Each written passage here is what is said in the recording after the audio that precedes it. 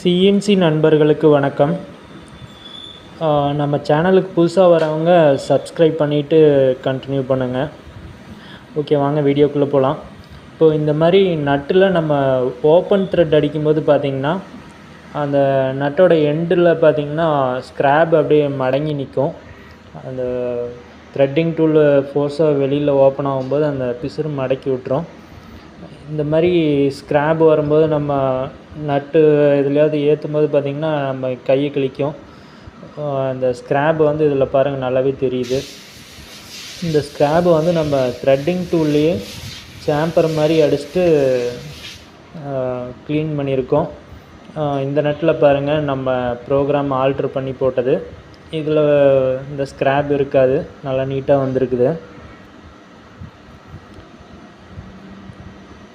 Okay, வாங்க இதை நம்ம ப்ரோக்ராம் எப்படி பண்ணியிருக்கோன்னு பார்க்கலாம். G76 எல்லாத்துக்கும் தெரியும். இந்த பொசிஷன் வேல்யூ நம்மளுக்கு ரொம்ப முக்கியம். அந்த எக்ஸில் 69 இசட்டில் 5. இதோட டெப்த்து பார்த்திங்கன்னா நம்ம 65 வரைக்கும் இறக்கணும். அதனால் ஒரு 0.1 ப்ளஸில் வச்சு இந்த ஃபஸ்ட்டு சைக்கிள் விட்ருக்கு. இந்த லைன்லாம் பார்த்திங்கன்னா அந்த பேக் சைடில் சாம்பர் வந்து நம்ம அடிக்கிறதுக்கான லைனு. நீங்கள் மேனுவலாக செக் பண்ணி பார்த்து இந்த வேல்யூலாம் கொடுத்துக்கோங்க. அந்த சொன்ன லைனில் செகண்டு த்ரெட் லைனில் நம்ம இப்போது அந்த பொசிஷன் பாயிண்ட் Z5 69லாம் கரெக்டாக கொடுத்துக்கோங்க. இப்போ இதில் அந்த P1031ங்கிறது அதாவது 2.06ல் டெப்த்து, அதில் பாதி தான் நம்ம இந்த P வேல்யூ கொடுத்துருக்கோம். அந்த Q1000 அப்படிங்கிறது 2 mm ஃபஸ்ட்லேயே கட் எடுக்கிற மாதிரி கொடுத்துருக்குது. அதாவது ஃபினிஷிங் 3 பாஸ் மட்டும் போகிறதுக்காக அந்த Q1000 கொடுத்துருக்கேன். இந்த 2.06 வந்து நம்மளுக்கு டோட்டல் டெப்த்து.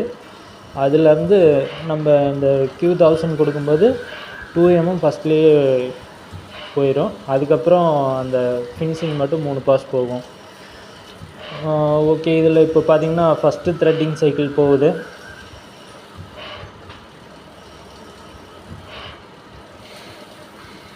இந்த எண்டில் வந்து சாம்பர் அடிக்குது. இப்போது அடுத்து வந்து அந்த ஃபினிஷிங் 3 பாஸ் போகும். நம்ம பார்த்திங்கன்னா அந்த 4N0 மெட்டீரியல்லாம் த்ரெட் அடிக்கும்போது பார்த்திங்கன்னா நம்மளுக்கு த்ரெட்டை அடித்து முடித்ததுக்கப்புறம் ஓடியில் லைட்டாக பிசு இருக்கும். அதை வந்து நம்ம ஃபினிஷிங் டூலை கால் பண்ணி ஒரு பாஸ் விட்டுட்டு அப்புறம் மறுபடியும் த்ரெட்டிங்கில் வந்து ரீபாஸ் விடுவோம். அப்போ தான் வந்து அந்த த்ரெட்டு நீட்டாக ஃபினிஷிங் வரும். அந்த மெத்தடுக்கு நம்ம இந்த G76 லைனில் இந்த மாதிரி போட்டுக்கலாம். அதெல்லாம் பார்த்திங்கன்னா நம்ம G78ல் தான் போடுவோம். அது ஃபினிஷிங் பாஸ் விடுறது நம்மளுக்கு எல்லாத்துக்குமே தெரியும். இது G76ல் இந்த மாதிரி போட்டுக்கோங்க. Okay, thank you.